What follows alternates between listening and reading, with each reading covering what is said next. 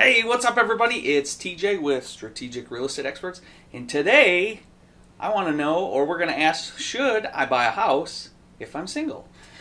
So, great question. Lots of single people ask that. Is it good financially? Should they wait? Should they buy?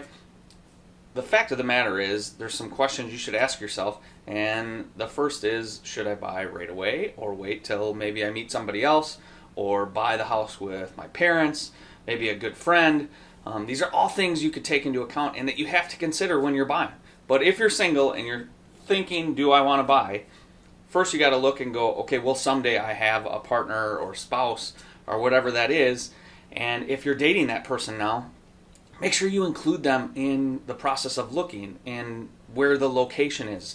Because if it needs to be close to their work and you end up together someday, that's important things that you'll want to know. You also want to take into account, how long are you going to live in the house? How long will you be there? Do you think, if you do have a partner and you're not married yet, will you ever get married, or are you two planning to have kids? And is it important the school district that you're in? If you're going to be in the house more than 5 to 7 years, I think probably a pretty good idea. If you're thinking, when you're thinking, you need to make sure you think about what does home look like to you? Not only today, right? Because we have to look at where we are in the process of our lives from 20 to 30, 30 to 50, 60 to 70, and where you want to be in the next few years based on where you're going. Because you don't want to buy a house and then all of a sudden 2 years later be like, oh, we're having kids, we need to get out of the downtown Madison area, or wherever it is you might be.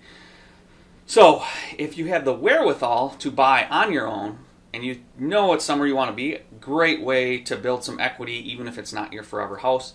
There's things we can do and show you to actually pay down the mortgage faster so you're in a better equity position, all that. If you're single but you need a co-borrower, not a bad thing, okay? Lots of parents co-sign, family members co-sign for people, but you need to understand when you have somebody co-sign with you to buy a house, if you miss a payment, that can really mess up their credit.